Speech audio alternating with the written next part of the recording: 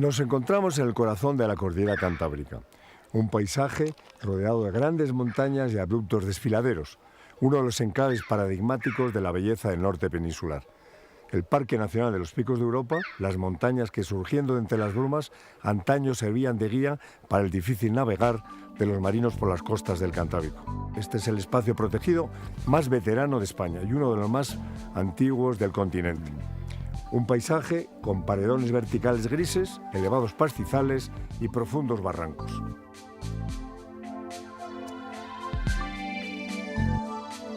El origen del actual Parque Nacional de los Picos de Europa se encuentra aquí, en la montaña de Covadonga.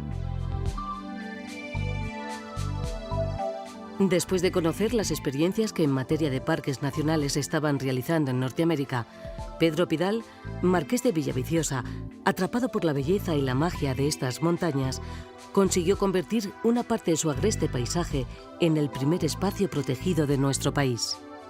Corría el año de 1918 y había nacido el Parque Nacional de la Montaña de Covadonga, predecesor del actual espacio protegido y embrión de la red de parques nacionales. Los Picos de Europa tienen un remoto origen marino, pues los materiales que componen estas montañas no son otra cosa que sedimentos acumulados en el fondo del mar. De aquellos fangos marinos surgieron las actuales calizas, que posteriores plegamientos de la corteza terrestre elevaron y comprimieron hacia el mar Cantábrico. Los agentes erosivos perfilaron el escenario majestuoso que hoy contemplamos, con inmensos paredones y profundos desfiladeros que se precipitan hacia un océano apenas distante 20 kilómetros del corazón de las montañas. Es este un país de nieblas y agua, cuyas altas cimas se interponen en el camino de los frentes procedentes del mar. Las cargadas nubes se condensan en las laderas y descargan buena parte de su contenido antes de ser barridas por el viento hacia la meseta. Las sucesivas glaciaciones que dominaron nuestro continente durante el Cuaternario dejaron su marca en Picos de Europa.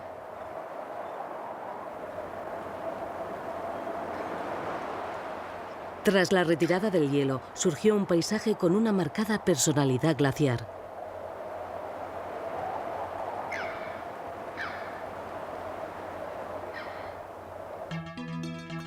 Sin embargo, debido a la naturaleza caliza del parque, una de las manifestaciones más distintivas del glaciarismo, los lagos, es escasa.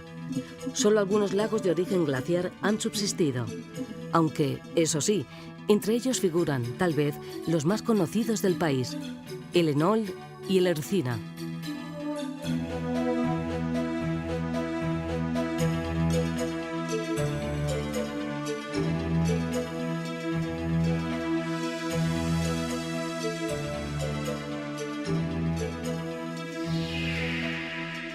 Para entender los fenómenos geológicos y climáticos que dieron lugar a los actuales picos de Europa, nada mejor que acercarse a las diferentes infraestructuras de uso público existentes en el espacio protegido.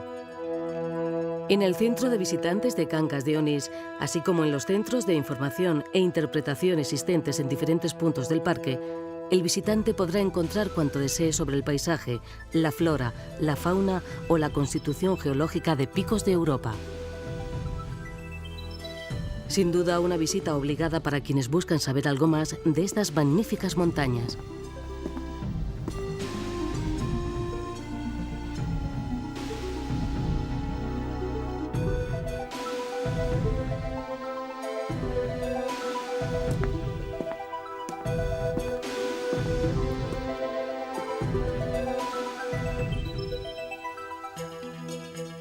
Una visión que se puede completar sobre el terreno con un viaje en el teleférico, que partiendo de Fuenteré nos transporta hasta los elevados pastizales de Áliva.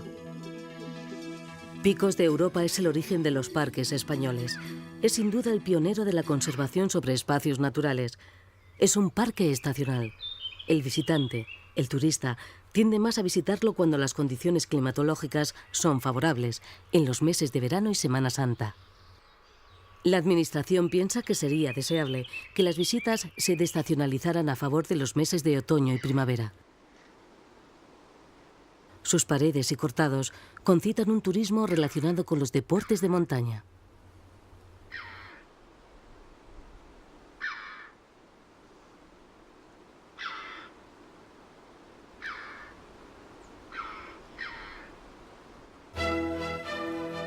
La primavera asciende lentamente por las empinadas laderas del parque. En los bosques y pastizales del piedemonte, surcados por los arroyos del deshielo, el sol primaveral hace despertar a las plantas de su recogimiento. Violetas, aquileñas, lirios, brecinas, genistas ofrecen el fantástico cromatismo de sus flores.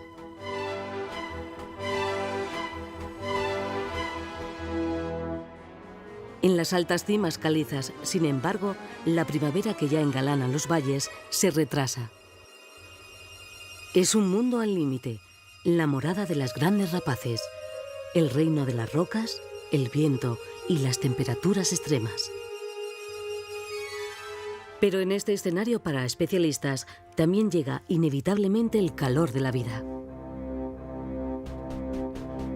Es entonces cuando en las pedreras o entre las grietas de los riscos florecen las plantas de las cumbres, saxífragas, globularias, armerias, siempre vivas, gencianas, no me olvides, resistentes especies capaces de sobrevivir mediante prodigiosas adaptaciones al hielo, el viento y la insolación, para alegrar la tardía primavera altimontana.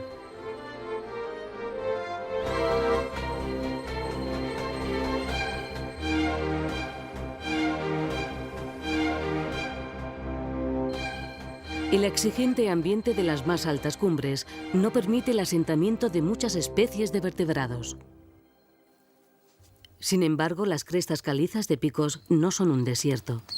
Algunos reptiles, mamíferos y aves, como estos gorriones alpinos, han sido capaces de colonizar los hostiles neveros, pedregales y prados, en los que la productividad es escasa.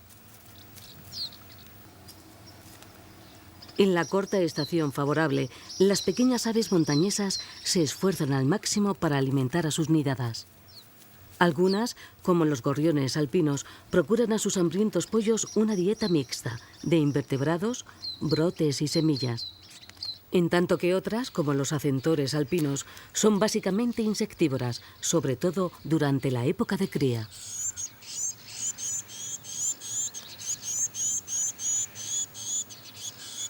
Si la temporada se presenta favorable, las aves de las cumbres se embarcarán en una segunda nidada, antes de verse forzadas a buscar climas más benignos.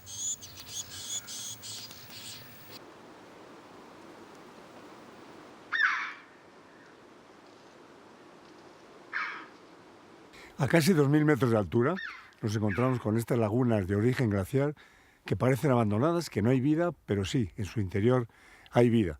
Los tritones alpinos, una especie de anfibios digna de estudio. En efecto, los lagos de montaña son medios de aguas frías y pobres en nutrientes, en los que, sin embargo, convive una singular comunidad faunística, de la que son cualificados representantes varias especies de anfibios, como tritones palmeados y alpinos.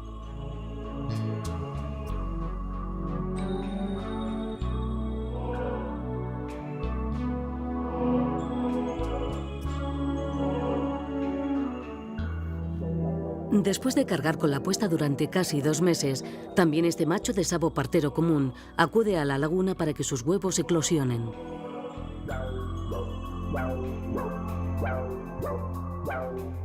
Es un momento peligroso para las larvas, que pueden ser atacadas por numerosos enemigos, entre ellos los propios tritones.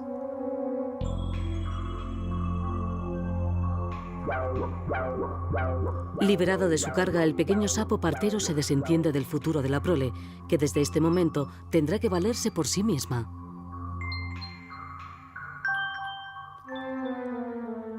En unas aguas tan pobres en recursos como estas, nada se desperdicia, y los huevos ya eclosionados del sapo representan una atractiva fuente de recursos que pronto atraerá a los oportunistas.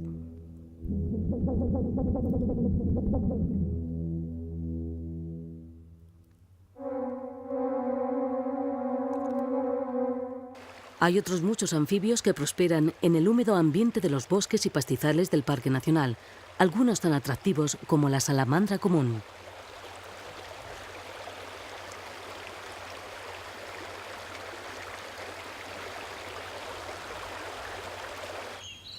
El conocimiento y control de la fauna, presente en picos de Europa, es uno de los aspectos destacados de la gestión que llevan a cabo el Ministerio de Medio Ambiente, la Comunidad Autónoma de Castilla y León, el Principado de Asturias y la Diputación Regional de Cantabria, en las que se encuentra situado el parque.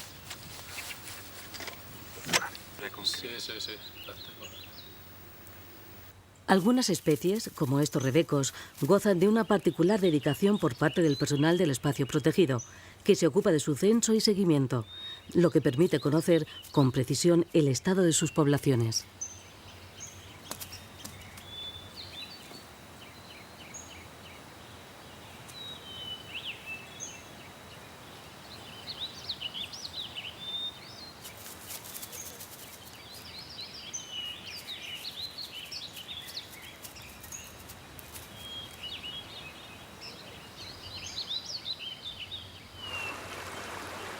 Una de las señas de identidad del paisaje de Picos son los profundos desfiladeros. Entre los más conocidos se cuentan el de Bellos, la India o el de la Ermida, pero sobre todo el del Cares, uno de los parajes más visitados del parque, que es conocido por su belleza y espectacularidad como la Garganta Divina.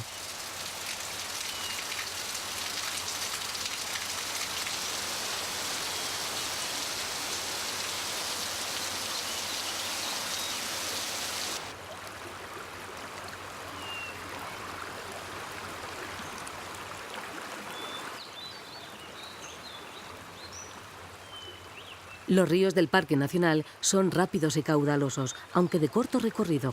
En sus oxigenadas y limpias aguas habita una exclusiva comunidad zoológica.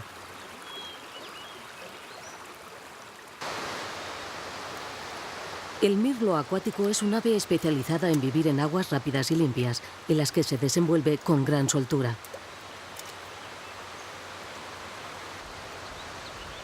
Sus extraordinarias dotes de buceador le permiten acceder a las larvas de los pequeños invertebrados acuáticos que componen buena parte de su dieta.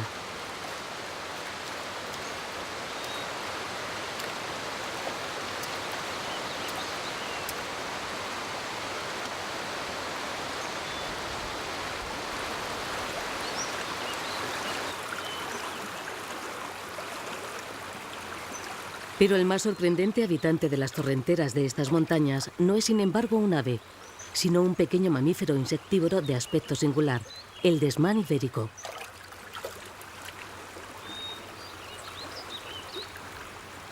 Este endemismo de nuestra península pertenece a la familia de los topos, pero a diferencia de estos, no excava largos túneles para buscar presas. El desmán desarrolla